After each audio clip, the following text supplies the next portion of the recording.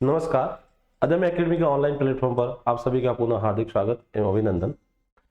अपने टॉपिक जो शुरू किया था तो उसमें अपने डिस्कस किया था संविधान की जो संवैधानिक विकास की यात्रा थी उसके बारे में डिस्कस कर लिया था, और उसके बाद संविधान का जो निर्माण है वो किस तरह से हुआ वो भी अब थोड़ा सा संविधान सभा के गठन तक अपने डिस्कस कर लिया था। उसी क्रम को आगे बढ़ते हुए अपन देखते हैं और उससे जुड़े कुछ फैक्ट्स भी है जो एग्जाम में पूछे जाते हैं, तो वो भी मैं आपसे शेयर करना चाहूंगा। जैसे अपन देखते हैं कि संविधान का जो निर्माण हुआ था उस समय डॉक्टर बी आर अम्बेडकर को प्रारूप समिति का अध्यक्ष बनाया गया था, और उन्होंने लगभग उस समय तत्कालीन परिस्थितियों से गुजरते हुए 60 देशों की यात्रा की थी, और लगभग इतना ही 60 लाख के आसपास संविधान पर खर्च हुआ। 2 वर्ष 11 माह और 18 दिन की समय में कुल 12 अधिवेशन और 167 है वो बैठकें हुई, और तब जाके है वो संविधान का निर्माण हुआ था। इस संविधान में से संविधान के निर्माण में अपन देखें तो महिलाओं का भी योगदान है वो काफी अच्छा माना जाता है, और एग्जामिनर यहाँ से प्रश्न पूछा जाता है कि कुल इसमें कितनी महिलाएं थी, कितना महिलाओं का योगदान रहा है, तो वो भी अपन देख सकते हैं। तो संविधान सभा के लिए जो चुनाव हुए थे उसमें लगभग 15 महिला है वो चुनी हुई निर्वाचित हुई थी, जिसमें 10 महिलाओं ने पहली बैठक में भाग लिया था। और उससे जुड़े कुछ फैक्ट्स भी अपने परीक्षा में पूछे जाते हैं कि कौन कौन सी महिलाएं जो है वो मुस्लिम थी, या फिर ये कह सकते हैं कि दलित वर्ग से थी। तो उसमें अपन देख सकते हैं कि उसमें से एकमात्र मुस्लिम जो महिलाएं थी उनका नाम है बेगम एजाज रसूल। तो अपन डिस्कस कर सकते हैं महिलाओं की स्थिति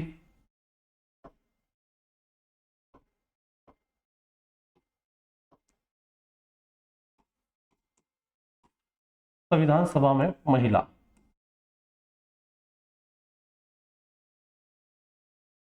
संविधान सभा में महिला, तो संविधान सभा है तो कुल 15 महिला सदस्य निर्वाचित हुई थी। 15 महिला सदस्य निर्वाचित हुई।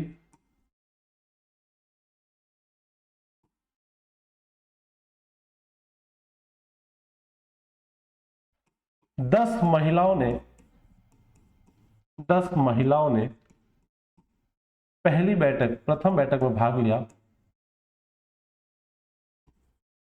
प्रथम बैठक में भाग लिया।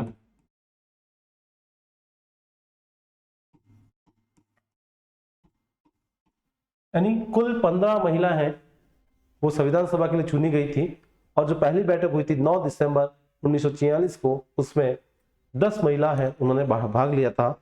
और अगर अपन बात करते हैं कि उसमें से मुस्लिम महिला कौन थी, तो कि मुस्लिम महिला वो एकमात्र थी, उसका नाम था बेगम एजाज रसूल। एकमात्र मुस्लिम महिला बेगम एजाज रसूल, एकमात्र मुस्लिम महिला है जिसका नाम होता है बेगम एजाज रसूल। ठीक इसी के संदर्भ में बात करते हैं सॉरी। तो देसी रियासत से भी एक महिला थी जिसका नाम था एनी मस्करीनी। देसी रियासत से एकमात्र महिला थी, देसी रियासत से एकमात्र महिला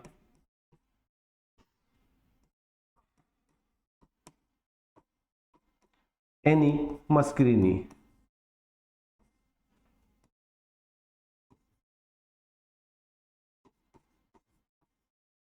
मस्करीनी, ठीक है।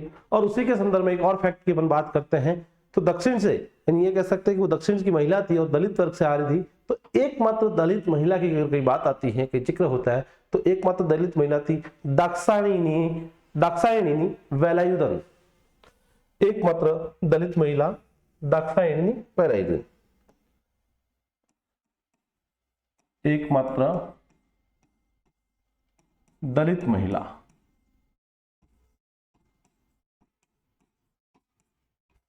जिनका नाम था दाक्षायणी वेलायुधीन।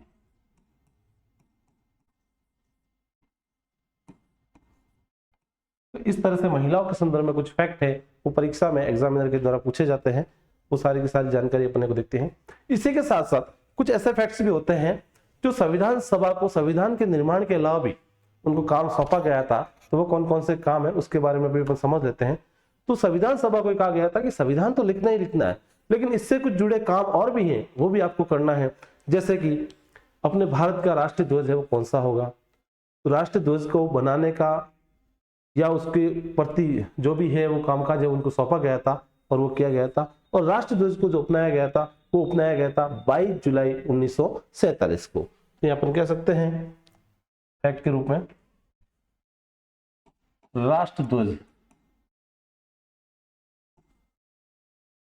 इसको अपनाया था 22 जुलाई 1947 को अपनाया था, और ये संविधान सभा का ही काम था, अलग से किसी और का काम नहीं था। इसी के संदर्भ में देखता जाए तो भारत जब आजाद हुआ था और आजाद होने के बाद उन्होंने राष्ट्रमंडल की जो सदस्यता लेनी थी, तो वो सदस्यता जो ली गई है वो ली है मई 1949 में। तो राष्ट्रमंडल की सदस्यता ली है वो मई 1950 में ली है। 1949 में राष्ट्रमंडल की सदस्यता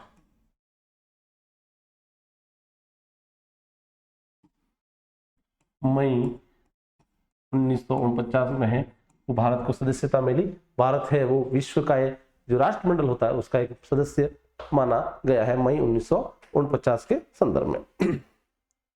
इसी के साथ साथ एक सामान्य जो प्रश्न पूछे जाते हैं जैसे कि राष्ट्रगीत, राष्ट्रगान, ये कब भारत संवैधानिक रूप से भारतीय द्वारा अपनाए गए थे, तो ये भी अपने को प्रश्न पूछा जाता है। या नहीं भी जाए तो अपने को सामान्य जानकारी रखनी है, और वो है 24 जनवरी 1950, जिस दिन संविधान सभा की अंतिम बैठक हुई थी।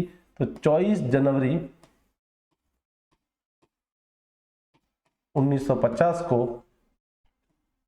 राष्ट्रगान, राष्ट्रगीत को संवैधानिक तौर पर अपनाया गया था। राष्ट्रगान और राष्ट्रगीत को अपनाया गया है।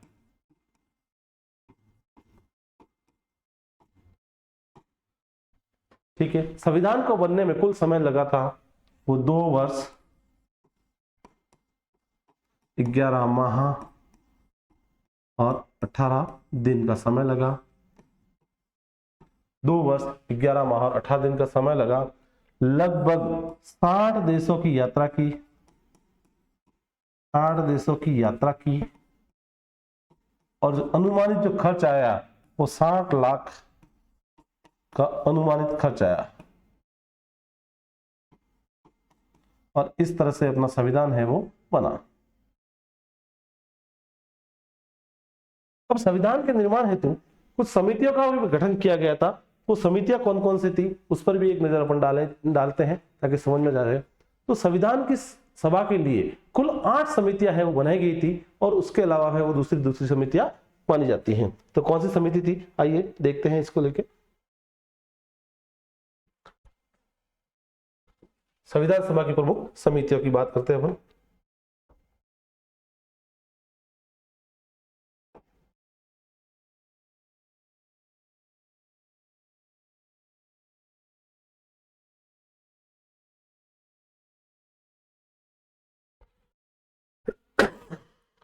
जैसा कि आपको दिख रहा है इसमें कुल 8 समितियां बनाई गई थी, जिसमें पहली समिति जो मानी जाती है वो है संघ शक्ति समिति। संघ शक्ति का मतलब है कि भारत एक संघ के रूप में काम करेगा, सभी राज्यों का एक संघ है, तो संघ की एक शक्ति होगी, उसका समिति बनाए थे, और उसके अध्यक्ष बनाए गए थे वो जवाहरलाल नेहरू को बनाए गए थे। तो ये अध्यक्ष है वो अपने पंडित जवाहरलाल नेहरू जी तो बनाए गए थे। और ध्यान रखना, पंडित जवाहरलाल नेहरू जी वो 3 समितियों के अध्यक्ष बनाए गए थे। एक तो संघ शक्ति समिति के, एक संघीय संविधान शक्ति है उसके भी अध्यक्ष पंडित जवाहरलाल नेहरू थे, और एक अगर बात करते हैं तो राज्यों के लिए जो समिति थी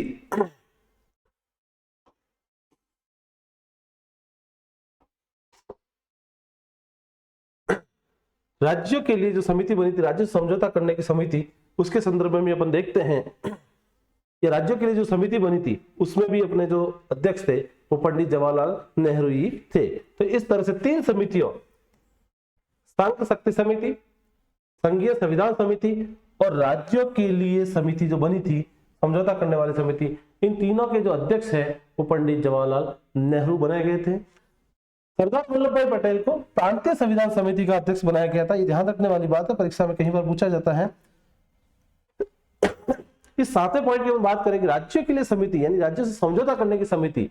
तो समझौता करने की जो समिति बनी थी उसके संदर्भ में पंडित जवाहरलाल नेहरू थे। और प्रांतीय संविधान समिति की बात करते हैं तो उसके संदर्भ में जो अध्यक्ष बनाए गए थे वो अपने हैं सरदार वल्लभ भाई पटेल। ये अपने को याद रखना जरूरी है।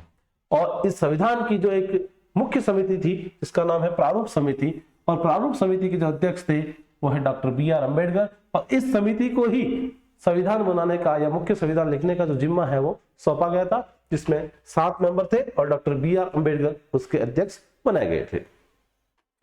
इसी के साथ में एक मौलिक अधिकार समिति अल्पसंख्यक एवं जनजातीय तथा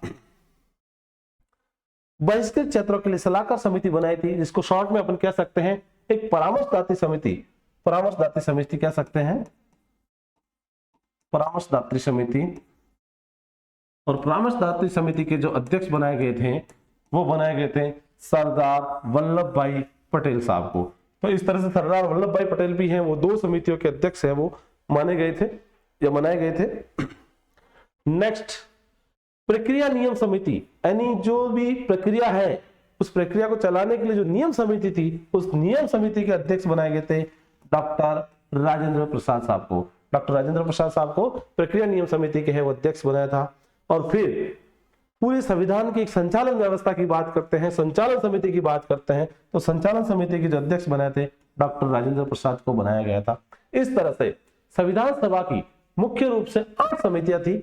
एक बार पुनः अपन नजर डालते हैं 8 समितियों पर। 8 समितियों में 3 समितियों के अध्यक्ष पंडित जवाहरलाल नेहरू, 2 समितियों के डॉक्टर वल्लभ भाई पटेल और 2 के हैं राजेंद्र प्रसाद और 1 के डॉक्टर बी.आर. अम्बेडकर। तो वल्लभ भाई पटेल है वो समिति की बात करते हैं तो सरदार वल्लभ भाई पटेल एक तो मौलिक अधिकार अल्पसंख्यक जनजातीय तथा परामर्शदात्री समिति है उसके अध्यक्ष बनाए गए थे। और दूसरी अपन बात करते हैं तो मौलिक अधिकारों से जुड़ी या ये कह सकते हैं प्रांतीय संविधान समिति, उसके जो अध्यक्ष थे वो सरदार वल्लभ भाई पटेल बनाए गए थे। ठीक है। संघ शक्ति, संघीय संविधान समिति या राज्यों के लिए समिति जो है उसके अध्यक्ष थे पंडित जवाहरलाल नेहरू। प्रारूप समिति के अध्यक्ष हैं वो डॉक्टर बी.आर. अम्बेडकर बनाए थे। और इसी के अंतर्गत जो ये परामर्शदात्री समिति बनाई गई है, इसी के अंतर्गत 2 उप समिति बनाई गई थी। और उप समिति की अपन बात करते हैं, 2 उप समितियां बनाई गई थी। उस उप समितियों में थी एक मौलिक अधिकार उप समिति, मौलिक अधिकारों से जुड़ी एक उप समिति थी। उस उप समिति के अध्यक्ष बनाए थे जे.बी. कृपलानी साहब को। और उसी के उप समिति में थी एक अल्पसंख्यक उप समिति, उसके अध्यक्ष थे हरित चंद्र मुखर्जी यानी एस.सी. मुखर्जी। ये 2 व्यक्ति हैं वो इसके संदर्भ में जोड़े गए थे। अब इसी के साथ में कुछ अन्य समितियां भी थी जो मुख्य समितियों के अलावा काम करती थी। तो उसमें अपन देखते हैं कि कौन कौन सी समितियां थी और कौन कौन से इसके अध्यक्ष थे। तो इसमें देखते हैं कि एक समिति थी अन्य समितियों में वित्त एवं कर्मचारी या स्टाफ समिति कह सकते हैं, इसके अध्यक्ष भी राजेंद्र प्रसाद थे। प्रत्यायक समिति जो थी उसके अध्यक्ष बनाए थे अलादी कृष्णा स्वामी अय्यर को। एक सदन समिति, उसके अध्यक्ष बनाए थे बी पट्टाभी सीतारमैया साहब को। एक कार्य संचालन समिति जिसके अध्यक्ष बनाए डॉक्टर के.एम. मुंशी को। यह भी परीक्षा में है, बहुत बार पूछा जाता है। कार्य संचालन समिति और संचालन समिति, ध्यान रखना संचालन समिति और कार्य संचालन समिति दोनों का अगर आ जाता है तो आंसर अलग अलग हो जाता है। तो यह कार्य संचालन समिति के अध्यक्ष डॉक्टर के.एम. मुंशी, कन्हैयालाल मणिकलाल मुंशी।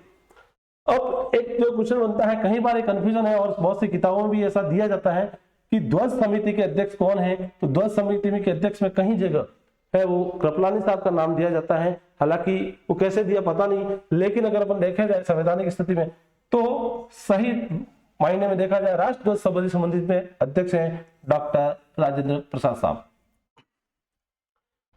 उसी के साथ में संविधान सभा के लिए कार्यों के लिए एक समिति बनाई थी, जी.वी. मालवंगल साहब उनको अध्यक्ष। सर्वोच्च न्यायालय के लिए एक तदर्थ समिति बनाई थी। तदर्थ समिति का मतलब होता है यानी इसको इंग्लिश में कहते हैं एड ऑन, या उसको जोड़ा जा सकता है, तो वो समिति थी, उसके अध्यक्ष थे एस वरदाचारी साहब। मुख्य आयुक्त के प्रांतों की समिति थी, उसके अध्यक्ष थे बी पट्टाभी सीतारमैया। संघीय संविधान के लिए वित्तीय प्रावधानों संबंधी समिति, वित्तीय प्रावधानों संबंधी समिति, और उसके जो अध्यक्ष की बात करते हैं तो उसमें थे नलिनी रंजन सरकार। इसका मैं नाम लिख सकता हूं, नलिनी रंजन सरकार। ये जो थे ये संघीय संविधान वित्तीय प्रावधानों संबंधी समिति के अध्यक्ष थे। भाषाई प्रांत आयोग की समिति एस के दर, ये परीक्षा में कई बार पूछा जाता है, भाषाई प्रांत आयोग के अध्यक्ष कौन थे, तो एस के दर साहब थे। ठीक है। प्रारूप संविधान की जांच के लिए विशेष समिति बनाई थी, जो भी संविधान के जो प्रारूप लिखा जाएगा उसकी जांच हो जाएगी, तो उसके जो अध्यक्ष बनाए गए थे जवाहरलाल नेहरू साहब को। पेरिस दीर्घा समिति उषानाथ सेन।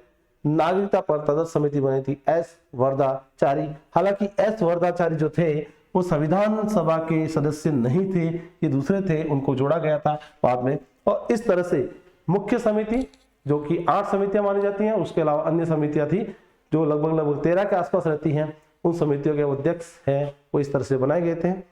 फिर मैं जो संविधान की बात करते हैं मुख्य समिति के रूप में, वो थी प्रारूप समिति, और प्रारूप समिति में कुल 7 मेंबर थे, जिसके अध्यक्ष थे डॉक्टर BR अम्बेडकर। तो आइए बात करते हैं इसी की समिति के बारे में। प्रारूप समिति को एक बार एक नजर से समझते हैं।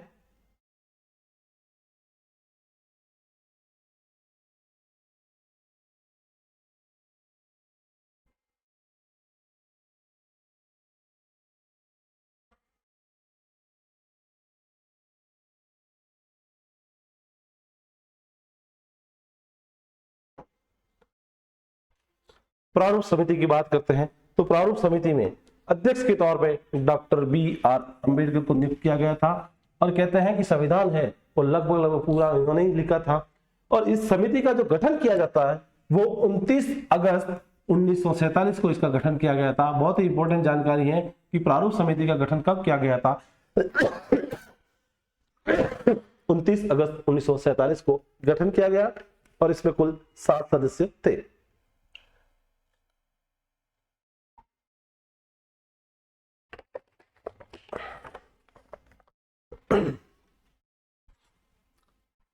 उस 7 में अध्यक्ष जो थे डॉक्टर BR अम्बेडकर, और उनके साथ में N गोपाल स्वामी अयंगर साहब को ऐड किया, Alladi Krishnaswami Iyer, doctor KM Munshi, Syed Mohammad Saadulla, N Madhav Rao, TT Krishnamachari.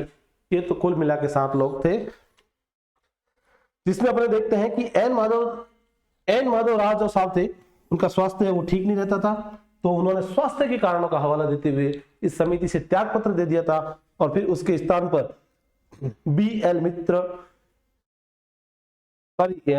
मित्र हैं, इनकी जगह BL मित्र थे, उनका स्वास्थ्य की वजह से उन्होंने त्याग पत्र दे दिया। तब जाके N माधव राव को है वो नियुक्त किया गया था, उनके पद पर आए थे। और TT कृष्णामाचारी जो ये थे, तो उनसे पहले जो थे वो DP खेतान साहब थे, और DP खेतान साहब की मृत्यु हुई तो TT कृष्णामाचारी को जोड़ दिया गया था। इस तरह से 7 लोग जो थे इसके थे, और मुख्य रूप से जो कार्य करने वाले थे डॉक्टर BR अम्बेडकर साहब थे। इस तरह से संविधान है वो, संविधान में प्रारूप समिति है वो बनी, और प्रारूप समिति अपना कार्य है वो शुरू किया। अब बात करते हैं कि प्रारूप समिति ने अपना प्रारूप कब पेश किया। तो ये जो पेश करने का डेट भी पूछा जाता है, तो 4 नवंबर 1948 को पहली बार प्रारूप समिति ने अपना प्रारूप है वो पेश किया गया था। 4 नवंबर 1948 को प्रारूप समिति ने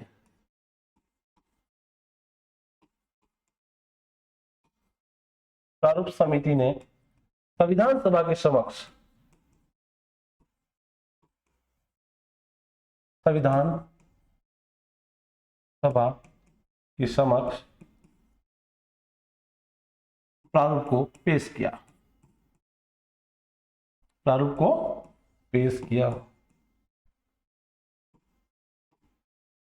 ये जानकारी है जो अपने को इनकी रखनी चाहिए कि प्रारूप कब पेश किया गया था।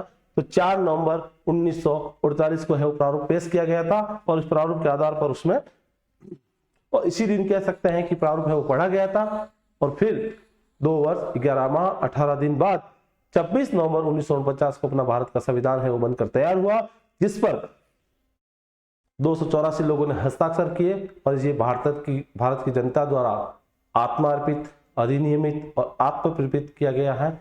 और इसी के संदर्भ में यह है वो आगे से आगे 26 जनवरी 1950 को लागू हुआ और उसके बाद से भारत की जनता उसको अपना है वो मानती रही है और उसी के आधार पर देश की शासन व्यवस्था है वो चल रही है। अब डॉक्टर अंबेडकर ने अपना जो योगदान दिया, उस योगदान की वजह से डॉक्टर अंबेडकर को इस संविधान के संदर्भ में इस संविधान का पिता भी कहते हैं, फादर भी कहते हैं, शिल्पकार भी कहते हैं और उनको आधुनिक मनु की एक संज्ञा से नवाजा गया है। तो आइए इन शब्दों को भी समझ लेते हैं। Doctor B.R. अम्बेडकर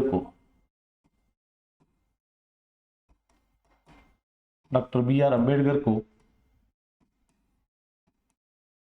संविधान का पिता, कई जगह पितामह शब्द भी है तो बात एक ही है, पितामह।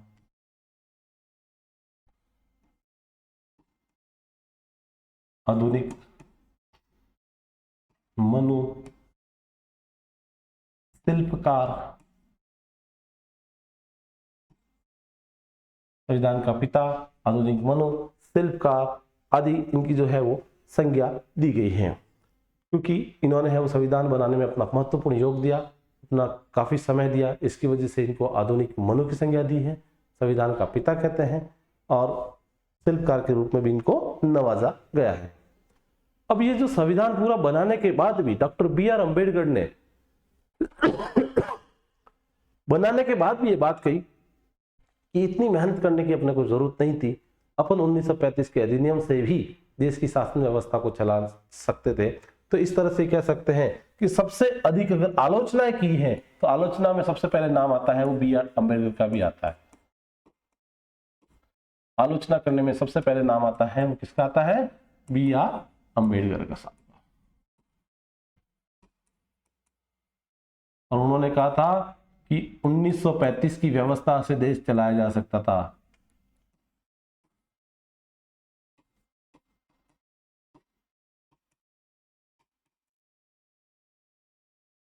देश की शासन व्यवस्था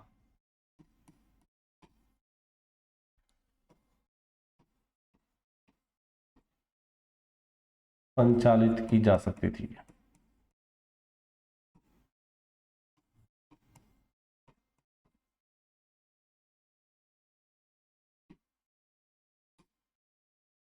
यानी संविधान बनाने के लिए जो खर्च हुआ है उस खर्च की कोई जरूरत भी नहीं थी। 1935 का जो अधिनियम था, भारत शासन अधिनियम, उसी के आधार पर अपने शासन व्यवस्था को चलाया जा सकता था, इसकी कोई जरूरत नहीं थी। एक व्यक्ति है जिसका नाम है चर्चिल और उसी के साथ में व्यक्ति हैं जयकर। जयकर और चर्चिल ये कहते हैं कि संविधान सभा को प्रभुत्व संपन्न नहीं माना जा सकता। जयकर एवं चर्चिल ये कहते हैं कि संविधान सभा को प्रभुत्व नहीं माना जा सकता।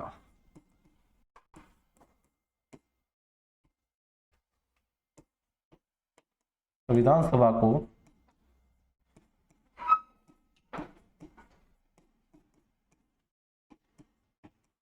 प्रभुत्व वाला नहीं माना जा सकता।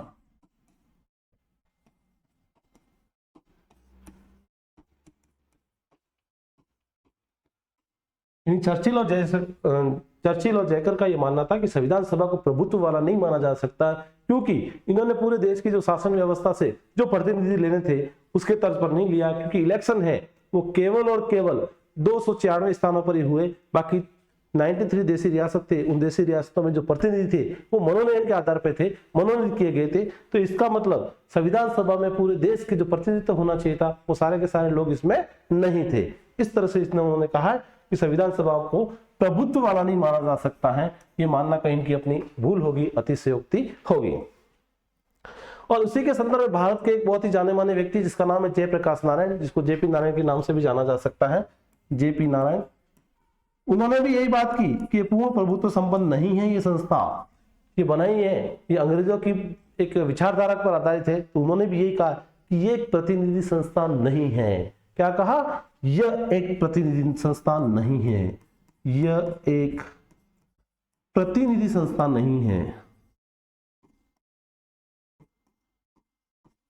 क्योंकि उनमें देश के सभी प्रतिनिधित्व का सरोकार नहीं था। यह एक प्रतिनिधि संस्था नहीं है। और ऐसा कहने वाला व्यक्ति है जयप्रकाश नारायण, जेपी नारायण साहब, चूंकि वो भारत से बिलोंग करने थे, भारत के व्यक्ति थे, तो उन्होंने यही कहा। एक ब्रिटिश व्यक्ति था जिसका नाम था लॉर्ड विंसक्राउट, और विंसक्राउट कहते हैं कि ये केवल हिंदुओं की संस्था थी, क्योंकि इसमें सारे के सारे लोग हैं वो कहीं ना कहीं हिंदू ही थे, तो उन्होंने ये कोटेशन किया है जेपी विंसक्राउट ने, ये हिंदुओं की संस्था थी।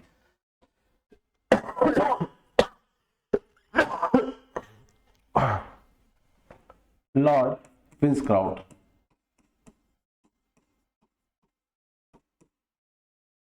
लॉर्ड विंसक्राउट कहते हैं कि यह हिंदुओं की संस्था थी, ये हिंदुओं की संस्था थी। सारे लोग इसमें हिंदू है, अतः इसको कहा हिंदुओं की संस्था थी। परीक्षा में कई बार पूछा जाता है, ये कूट मिलान में भी क्वेश्चन दिया जाता है, तो इसको अपने कोटेशन को याद रखना पड़ेगा ताकि ये सही हो सकता है।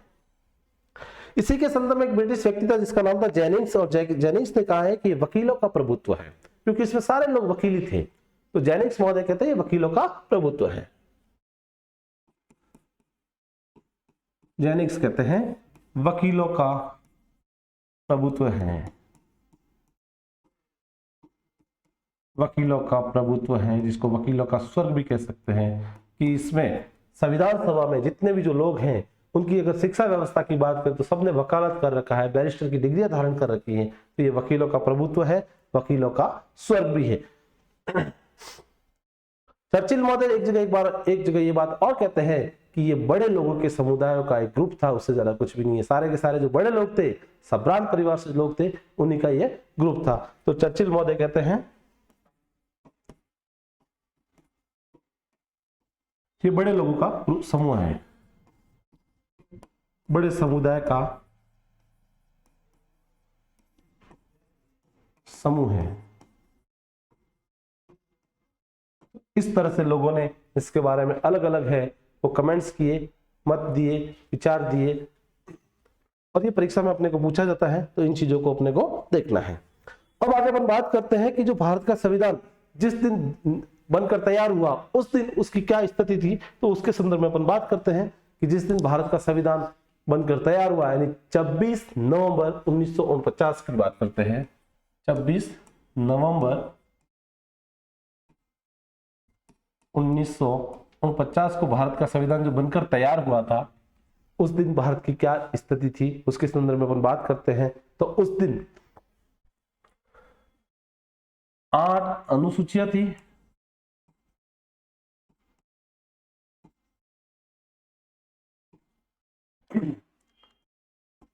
22 भाग थे और 395 अनुच्छेद थे।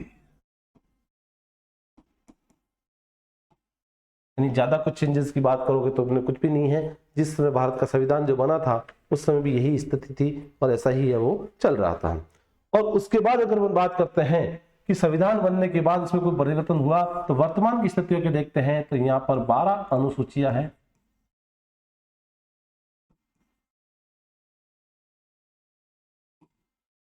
22 भाग हैं और 395 अनुच्छेद हैं।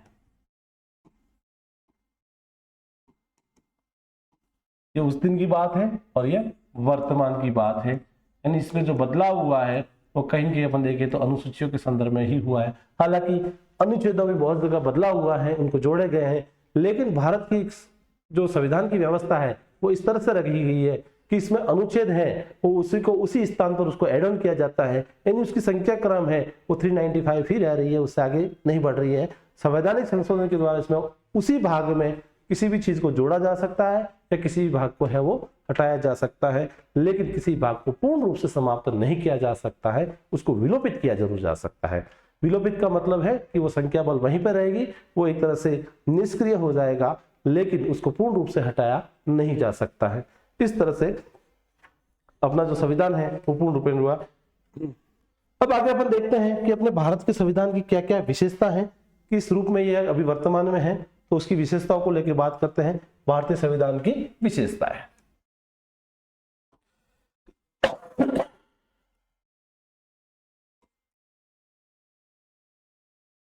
भारत संविधान की विशेषताएं।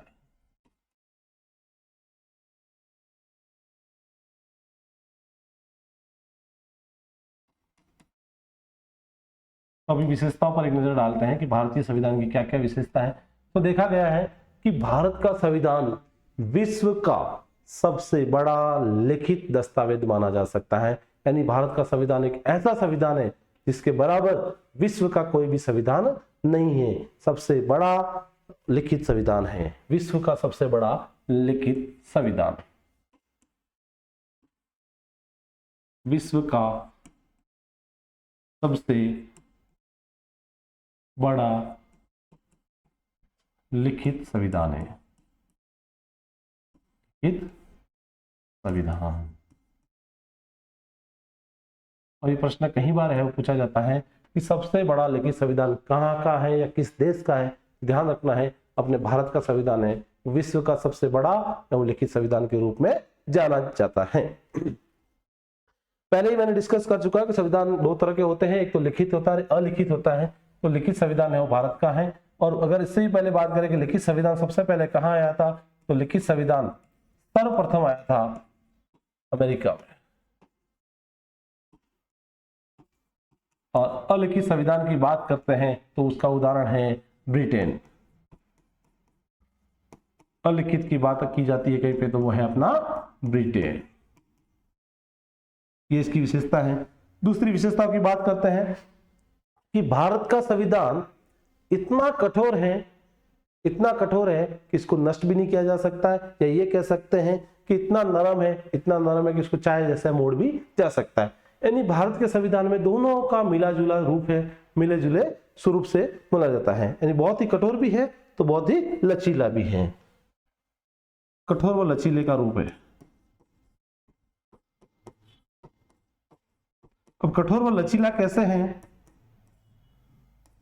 तो कठोर व लचीला के लिए बात करते हैं कि अगर भारत के संविधान में कोई भी चीज जोड़नी है, कोई नया भाग जोड़ना है, तो जोड़ना हर एक के बस की बात नहीं। उसके जोड़ने के लिए भी एक ऐसी व्यवस्था है, उसके लिए आर्टिकल 368 की बात की जाती है, 368 की, और उसमें संवैधानिक संशोधन की एक प्रक्रिया होती है। उस प्रक्रिया के द्वारा उसमें जोड़ा जा सकता है।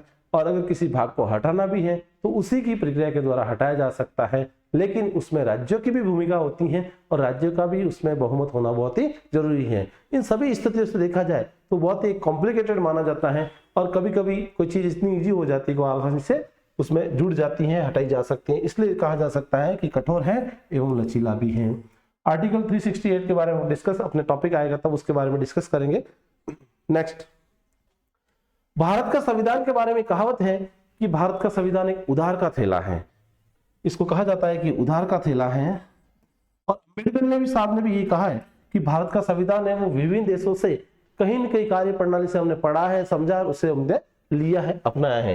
यानी कई देशों की शासन व्यवस्था को फिल्टर करने के बाद, जानने के बाद भारत के संविधान का निर्माण हुआ है। ऐसे ही भारत के संविधान का निर्माण नहीं हुए। तो इसको कहा जाता है कि उधार का थैला है, लेकिन वास्तव में ऐसा नहीं है। ये संविधान है उधार का थैला के रूप में माना जाता है, लेकिन वास्तव में ऐसा नहीं है कि अलग अलग जगह से लिया जाता है। तो कहां से क्या व्यवस्था ली है, ये भी इसकी विशेषताओं का ही भाग होता है। तो आइए समझते हैं क्या से क्या लिया आपने।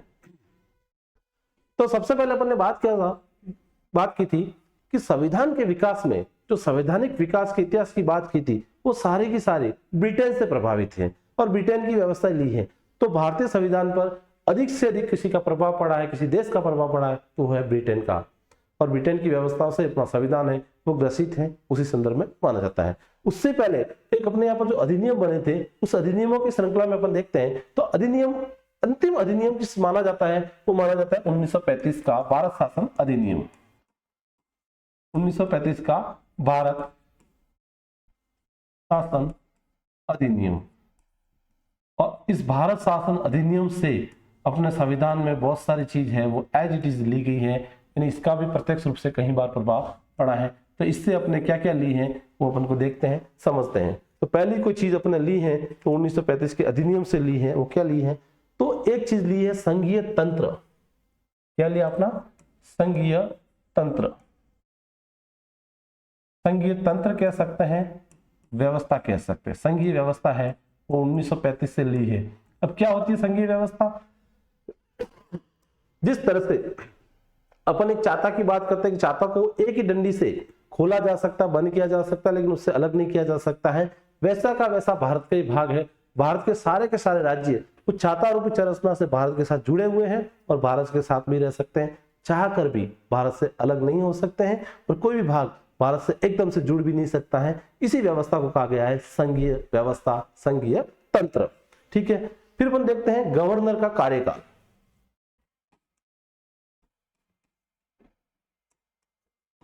गवर्नर का जो कार्यकाल है वो भी वहीं से लिया गया है,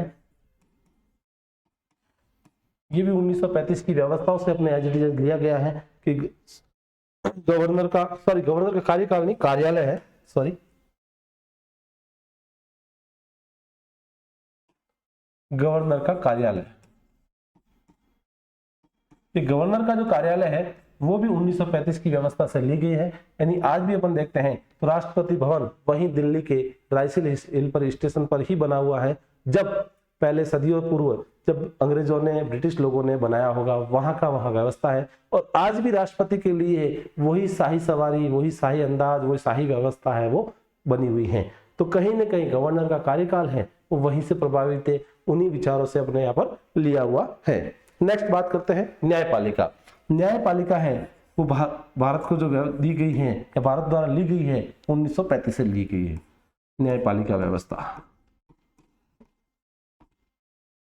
न्यायपालिका की बात आती है तो सबसे पहले न्यायिक व्यवस्था में जो जूरी सिस्टम था और वो सबसे पहले शुरू किया गया था अपेक्स न्यायालय के रूप में 1774 में कोलकाता के अपेक्स न्यायालय से। उसके बाद अपन बात करते हैं तो 1935 के अधिनियम में न्यायालय व्यवस्था की गई। सर मॉरिस क्लेवर को पहले है ब्रिटिश न्यायाधीश के रूप में नियुक्त किया गया एंड देन उसके बाद देश आजाद होने के बाद हीरालाल जी कन्या साहब को है उसमें नियुक्त किया गया था। तो न्यायपालिका है वो भी 1935 के भारत शासन अधिनियम से ली गई है।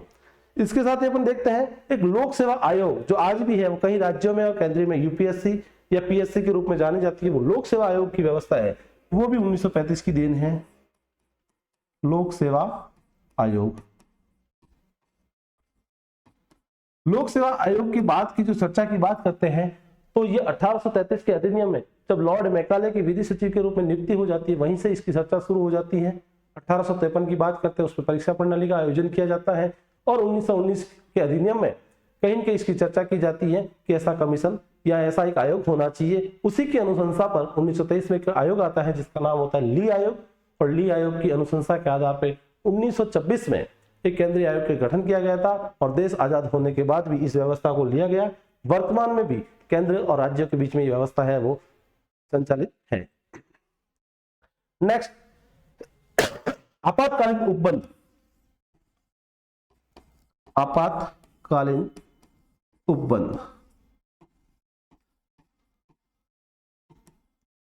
1919 के अधिनियम में अपने देखा था कि गवर्नर को कुछ विशेष शक्तियां दी गई थी और उसमें कहा गया था कुछ इमरजेंसी के काम होंगे, उसमें आपको किसी से परमिशन लेने की जरूरत नहीं थी। वही व्यवस्था 1935 में एज इट इज रही और देश आजाद होने के बाद जब अपना संविधान निर्मित हो रहा था तो उसी व्यवस्था को अपने एज इट इज यूं का यूं अपनी व्यवस्था में लिया, क्योंकि अपने देश में भी कहीं ऐसी व्यवस्था हो सकती है।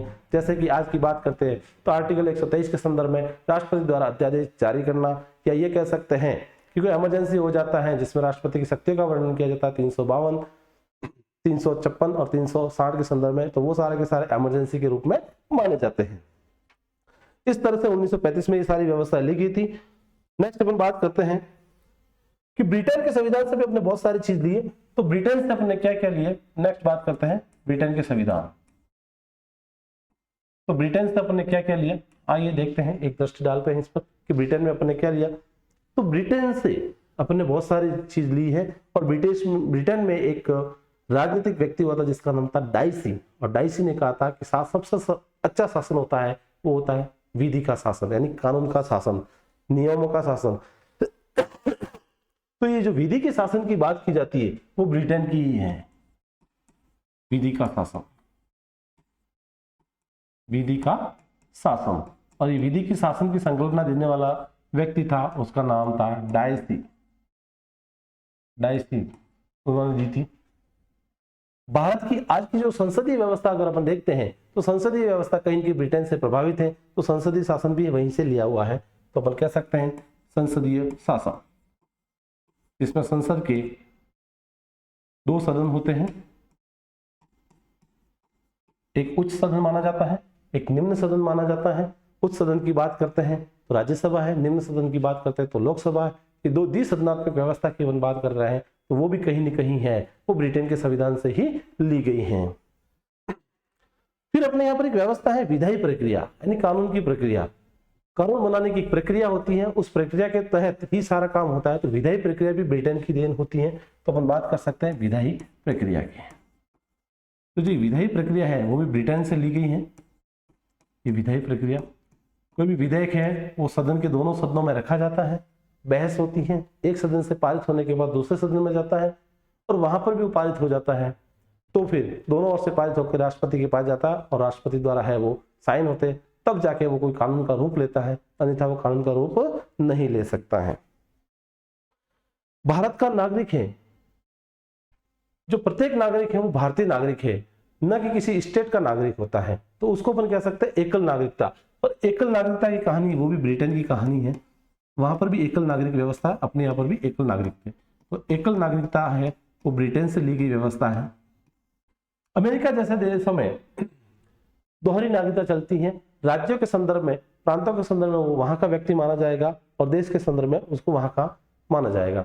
जैसे कि एग्जाम्पल के तौर पे कोई राजस्थान का मूल निवासी है तो वो ये नहीं कह सकता कि मैं राजस्थान से हूँ और फिर वो कहेगा कि मैं भारत से हूँ, ऐसा नहीं है। चाहे वो कश्मीर से कन्याकुमारी या फिर मणिपुर, मिजोरम से लेकर गुजरात के महाराष्ट्र कहीं पे भी हो, वो एक ही कहेगा कि हम भारतीय हैं या मैं भारत का रहने वाला हूँ। तो ये जो बात है वो एकल नागरिकता के संदर्भ में अपन कह सकते हैं वो इसी। फिर उसके बाद अपन देखते हैं कि अपने यहाँ पर सरकार बनने के बाद एक मंत्रिमंडल का गठन होता है। तो मंत्रिमंडल जो प्रणाली है वो भी ब्रिटेन की व्यवस्था है, अपनी नहीं है। तो वहां से अपने ली थी एक व्यवस्था मंत्रिमंडल, मंत्रिमंडल व्यवस्था। ये भी ब्रिटेन की व्यवस्था है और अपने उसके द्वारा है वो ली गई है। तो मंत्रिमंडल व्यवस्था। फिर अपन बात करते हैं तो एक कोर्ट के द्वारा एक आदेश दिया जाता है, परमादेश, ठीक है, या परमाधिकार लेख। तो परमाधिकार लेख जो होता है वो की भी वहीं की व्यवस्था है, जिसको अपन कह सकते हैं परमाधिकार लेख। ये भी ब्रिटेन की व्यवस्था है परमाधिकार लेख, और ये भी अपने ब्रिटेन से है वो भारत में ली गई थी। संसद के कुछ विशेष अधिकार होते हैं ताकि उसका कोई खंडन नहीं किया जा सकता, उसकी बातों का पर कोई टीका टिप्पणी नहीं की जाती। तो संसदीय विशेषाधिकार है वो भी ब्रिटेन की व्यवस्था है, संसदीय विशेषाधिकार। तो इस तरह से ब्रिटेन की व्यवस्थाओं से अपने भारत के संविधान में बहुत सारी चीजें हैं वो ली गई हैं। तो ब्रिटेन की व्यवस्था से लिया है अपने विधि का शासन, संसदीय शासन, विधायी प्रक्रिया, एकल नागरिकता, मंत्रिमंडल व्यवस्था, परमाधिकार लेख, संसदीय विशेषाधिकार। ये सारी की सारी व्यवस्था है वो ब्रिटेन के द्वारा ली गई है। नेक्स्ट अपन बात करते हैं कि यूएसए से अपने क्या लिया। तो अपन बात करते हैं यूएसए, जिसको अपन कह सकते हैं संयुक्त राज्य अमेरिका।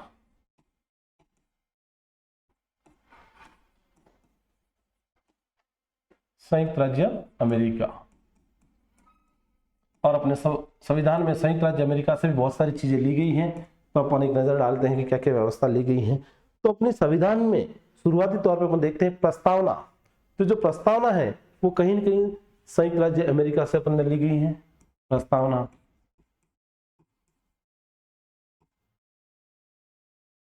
और उसके बाद अपन देखते हैं तो सभी भारतीयों के लिए एक मैग्ना कार्टा के रूप में जो दी जाती होती है, तो उसको कहते हैं अपन मौलिक अधिकार या मूल अधिकार। तो जो मौलिक अधिकार लिए गए हैं वो भी अमेरिका से ग्रसित लिए हैं, मूल अधिकार या मौलिक अधिकार। और परीक्षा में ये कई बार पूछा जाता है मौलिक अधिकार कहाँ से लिए गए। तो मौलिक अधिकार है वो अमेरिका से लिए गए हैं, और ये भारत की जनता को जन्म के साथ मिलते हैं और मृत्यु होने पर इनका त्याग कर सकता है, या फिर किसी देश की नागरिकता को अपने देश की नागरिकता छोड़ता है तभी इसका त्याग किया जा सकता है। बाकी किसी भी परिस्थितियों में मौलिक अधिकारों को छोड़ा नहीं जा सकता है। अब अपन बात करते हैं भारत की न्यायपालिका व्यवस्था की। तो जो न्यायपालिका की व्यवस्था है, जो हायरार्की सिस्टम बना हुआ है, वो सारे के सारे न्यायपालिका की व्यवस्था है, वो भी कहीं न कहीं अपने को यूएसए से ली गई है। तो न्यायपालिका की व्यवस्था कह सकते हैं, स्वतंत्रता कह सकते हैं, या ये कह सकते हैं कि न्यायपालिका है वो कार्यपालिका और व्यवस्थापिका से बिल्कुल स्वतंत्र है, वो अपने आप पे काम करती है, उसमें कोई अड़चन नहीं दी जाती है। तो इस तरह से कह सकते हैं न्यायपालिका की स्वतंत्रता वो भी अमेरिका से ली गई। न्यायपालिका की स्वतंत्रता। अब यहाँ ध्यान रखने वाली बात यह है कि न्यायपालिका की व्यवस्था है वो अपने ब्रिटेन से ली गई थी, लेकिन स्वतंत्रता की बात आती है तो अपने अमेरिका से ली गई है। दोनों न्यायपालिका कंफ्यूज होने की जरूरत नहीं है, इसको थोड़ा तरीके से देखेंगे। अब कभी कभी क्या होता है कि जुडिशरी सिस्टम द्वारा कोई फैसला है वो जाने अनजाने में ऐसा दिया जाता है कि उस व्यक्ति को, उस संस्था को मान्य नहीं होता है, और एक बार वो पुनः कहता है कि इस न्याय को वापस देखना है, उसको कहते हैं न्यायिक पुनरावलोकन। तो जो न्यायिक पुनरावलोकन का सिद्धांत है वो भी अपन ने अमेरिका से लिया है। तो लिख सकते हैं न्यायिक पुनरावलोकन। न्यायिक पुनरावलोकन का सिद्धांत ये भी अपन ने अमेरिका से लिया है कि न्याय को है वो जजमेंट के बाद उसको देखना है कि वो किस तरह से काम कर रहा है। अब अपने न्यायालय में जो न्यायाधीश को नियुक्त किया जाता है, यानी सुप्रीम कोर्ट और हाई कोर्ट में न्यायाधीश को नियुक्त किया जाता है, और संवैधानिक पद में जब अगर इनको संविधान का अवहेलना करने पर या किसी पद का दुरुपयोग करने पर उनको हटाना है, तो हटाने के लिए प्रक्रिया होती है। उस प्रक्रिया को अगर लिया गया है तो वो भी यूएसए से लिया गया है। तो अपन कह सकते हैं न्यायाधीश सर्वोच्च एवं उच्च न्यायालय के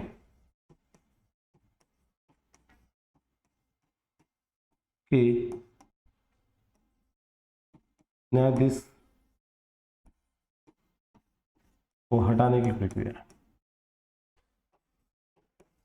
और ये प्रक्रिया भी अपने ली है वो यूएसए से ली है। यानी सुप्रीम कोर्ट के मुख्य न्यायाधीश को अगर किसी पद के दुरुपयोग के लिए हटाना है तो उसके लिए महाभियोग जैसी, महाभियोग तो शब्द का प्रयोग नहीं किया जा सकता, लेकिन महाभियोग जैसी प्रक्रिया को अपनाया जाता है, और फिर उस पर जांच कमेटी बैठती है। जांच होने के बाद उसको है वो हटाने का प्रावधान है वो लिया जाता है। सामान्य स्थिति में उसको नहीं हटाया जा सकता है। ठीक है। अपना देश का जो प्रधान व्यक्ति होता है वो होता है राष्ट्रपति, और राष्ट्रपति के निर्वाचन की बात करते हैं या फिर राष्ट्रपति को पद से हटाने की बात करते हैं, दोनों ही चीजें हैं वो भी यूएसए से ली गई हैं। तो राष्ट्रपति का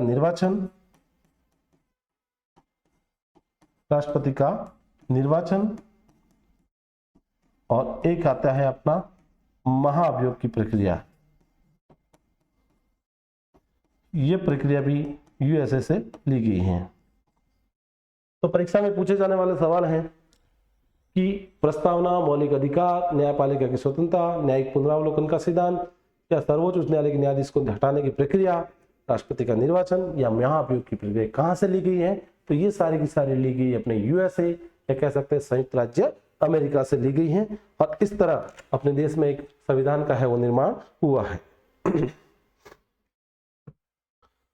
उसी के संदर्भ में अपन बात करते हैं।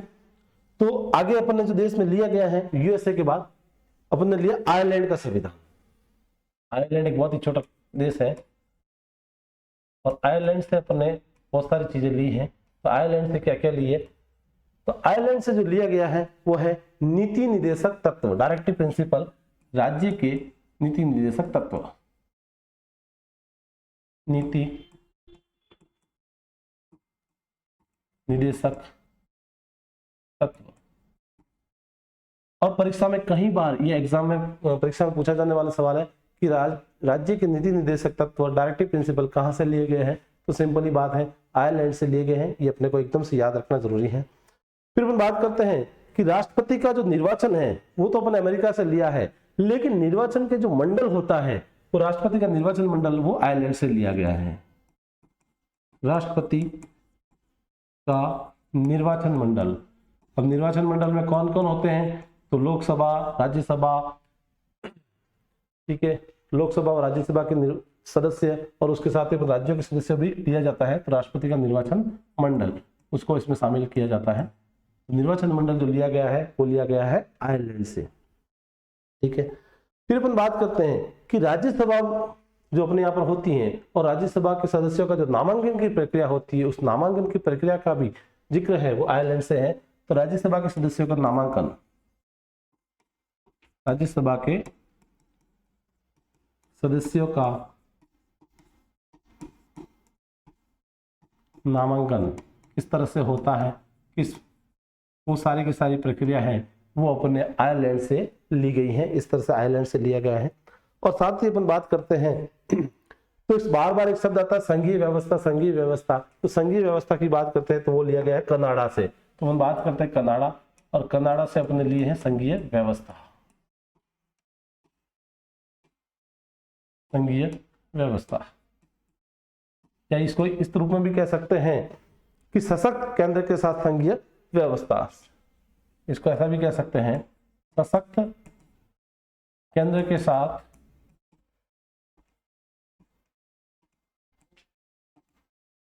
संघीय व्यवस्था। ये जो लिया गया है वो अपने लिया गया है कनाडा से लिया गया है, और कनाडा की व्यवस्था को अपने भारत में सम्मिलित किया गया है। इसके साथ साथ अपन देखते हैं कि राज्यपाल की नियुक्ति जो कि केंद्र के द्वारा होती है, तो राज्यपाल की नियुक्ति की व्यवस्था वो भी वहीं से ली गई है। राज्यपाल की नियुक्ति वो भी कनाडा से ली गई है, और इस तरह से अपने कनाडा की व्यवस्था ली गई है। नेक्स्ट अपन बात करते हैं ऑस्ट्रेलिया से अपन ने क्या क्या लिया। तो ऑस्ट्रेलिया की बात करते हैं।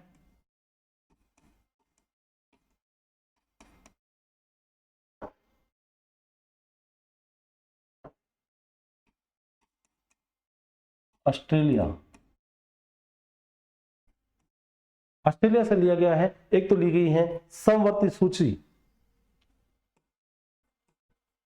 समवर्ती सूची यानी ऐसी विषय जिस पर राज्य सरकार व केंद्र सरकार दोनों है वो नियम बना सकते, कानून बना सकते हैं, उसको समवर्ती सूची के रूप में जाना जा सकता है। तो समवर्ती सूची है वो वहीं से ली गई है। और संसद के कभी कभी कोई ऐसी बात हो जाती है तो उन संसद के 2 सत्र होते हैं, राज्यसभा और लोकसभा, उनकी संयुक्त बैठक होती है, संयुक्त बैठक का प्रावधान भी वहीं से लिया गया है। तो समवर्ती के साथ साथ हम ले सकते हैं संयुक्त बैठक का प्रावधान, संयुक्त बैठक का प्रावधान, यह भी वो ऑस्ट्रेलिया से अपने को लिया गया है। और अगर अपन बात करते हैं कि प्रस्तावना वो यूएसए से ली गई है, लेकिन प्रस्तावना का जो भाव है, जो विचार है, जो उदारता की बात आती है, वो भी कहीं न कहीं अपन ने ऑस्ट्रेलिया से ली गई है। तो प्रस्तावना का भाव भी यहां से लिया गया है। प्रस्तावना का भाव, भाव कह सकते हैं इनको, विचार भी कह सकते हैं आप। तो भाव या विचार कहां से लिया गया? यहीं से लिया गया, ऑस्ट्रेलिया से लिया गया। ठीक है, अब एक देश है जो जर्मनी, और जर्मनी से अपने लिया है कि आपातकाल जब भी हो जाता है, इमरजेंसी ऐसी कोई चीज हो जाती है, तो अपने मूल अधिकार है वो स्थगित हो जाते हैं कुछ समय के लिए। तो वो लिया गया है अपने जर्मनी से। नेक्स्ट बात करते हैं जर्मनी।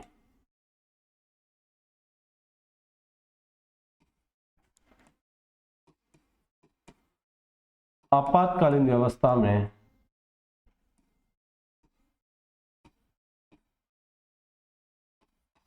मूल अधिकारों का स्थगन, मूल अधिकारों का स्थगन।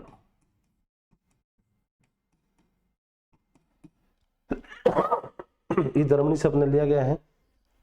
मूल कर्तव्य की बात आती है तो रूस से लिया गया है। तो रूस से अपने जो लिया गया है वो मूल कर्तव्य, मूल कर्तव्य ये रूस से लिया गया है कि अपना मूल कर्तव्य क्या होगा, किस तरह से अपने मूल कर्तव्यों का पालन करना चाहिए। तो ये रूस की बात होती है। ठीक है, एक जापान से अपनी व्यवस्था ली गई है, और वो है विधि द्वारा स्थापित प्रक्रिया। विधि का शासन ब्रिटेन का है और विधि द्वारा स्थापित प्रक्रिया जापान से ली गई है। तो लिख लीजिए जापान।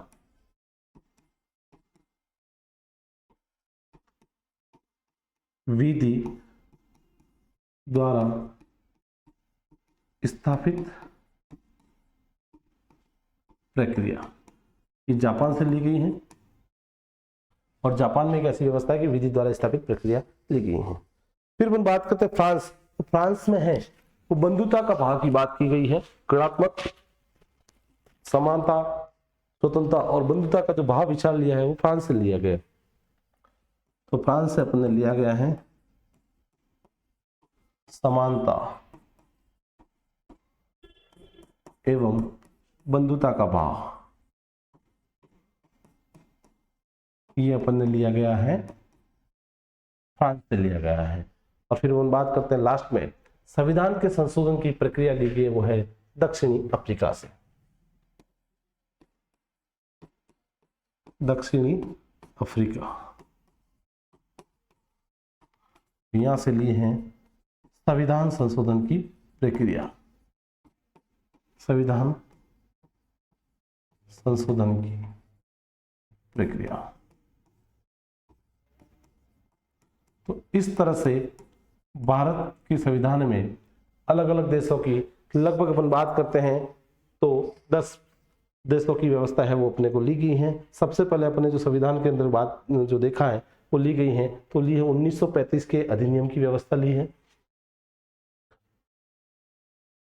और 1935 में लिए संघीय तंत्र, गवर्नर का कार्यकाल, न्यायपालिका, लोक सेवा आयोग, आपातकालीन उपबंध। फिर अपन बात करते हैं ब्रिटेन, और ब्रिटेन से अधिकतर व्यवस्था वो अपने ली है। इंपोर्टेंट की बात करते हैं तो विधि का शासन, संसदीय शासन, ये दोनों प्रक्रिया है बहुत ही इंपॉर्टेंट है, परीक्षा में पूछी जाती है। इसके साथ ही विधायी प्रक्रिया, एकल नागरिकता, मंत्रिमंडल व्यवस्था, परमाधिकार लेख, संसदीय विशेषाधिकार, ये ब्रिटेन से लिया गया है। और उसके बाद अपन देखते हैं यूएसए से अपना लिया है मेन इंपोर्टेंट मौलिक अधिकार, प्रस्तावना, न्यायपालिका की स्वतंत्रता, न्यायिक पुनरावलोकन का सिद्धांत, सर्वोच्च उच्च न्यायालय के न्यायाधीशों को हटाने की प्रक्रिया, राष्ट्रपति का निर्वाचन और महाभियोग की प्रक्रिया है वो यूएसए से ली गई है। देन फिर अपन बात करते हैं आयरलैंड। परीक्षा में कई बार पूछा जाने वाला है कि राज्य के नीति निर्देशक तत्व कहाँ से लिए गए, तो याद रखना वाली चीज है आयरलैंड से लिए गए हैं। अपने राष्ट्रपति का जो निर्वाचन होता है वो निर्वाचन मंडल की बात करते हैं तो निर्वाचन मंडल है वो भी आयरलैंड से लिया गया है। राज्यसभा के सदस्यों का नामांकन वो भी है वो आयरलैंड से लिया गया है। नेक्स्ट अपन देखते हैं कनाडा। तो कनाडा में सशक्त केंद्र के साथ जो संघीय व्यवस्था है वो भी है वो अपने कनाडा से ली गई है। राज्यपाल की नियुक्ति वो भी कनाडा से ली गई है। ऑस्ट्रेलिया की बात करते हैं तो समवर्ती सूची, संयुक्त बैठक का प्रावधान और प्रस्तावना का जो भाव है, विचार है, वो है अपने ऑस्ट्रेलिया से लिया गया है। जर्मनी की बात करते हैं तो आपातकालीन व्यवस्था में मौन अधिकारों का स्थगन। कभी देश में कोई ऐसी इमरजेंसी आ जाती है और इमरजेंसी आ जाती है तो आर्टिकल 19 के तहत अपने जो कुछ ऐसी मूल अधिकार होते हैं उनको स्थगित किया जा सकता है, समाप्त नहीं किया जा सकता है, तो स्थगित किए जाते हैं। रूस से अपने लिए मूल कर्तव्य, जापान से विधि द्वारा स्थापित प्रक्रिया, और ध्यान रखना विधि का शासन ब्रिटेन से लिया गया है लेकिन विधि द्वारा स्थापित प्रक्रिया है वो जापान से ली गई है। फ्रांस की बात करते हैं तो समता एवं बंधुता का भाव लिया गया है, और दक्षिणी अफ्रीका से अपने संविधान संशोधन की प्रक्रिया है आर्टिकल 368 वो जो है दक्षिणी अफ्रीका से ली गई है। तो इस तरह से अपने भारत के संविधान का है वो निर्माण किया गया है और ये सारी की सारी व्यवस्था है वो अपने द्वारा ली गई है। तो आज की क्लास के लिए अपना इतना है। जुड़े रहिए, आगे से आगे अपन इस क्लास को बढ़ाते रहेंगे, और आपको अगर कोई डाउट है, कोई प्रश्न है तो कमेंट बॉक्स में जरूर कीजिए। आपका बहुत बहुत धन्यवाद। नमस्कार।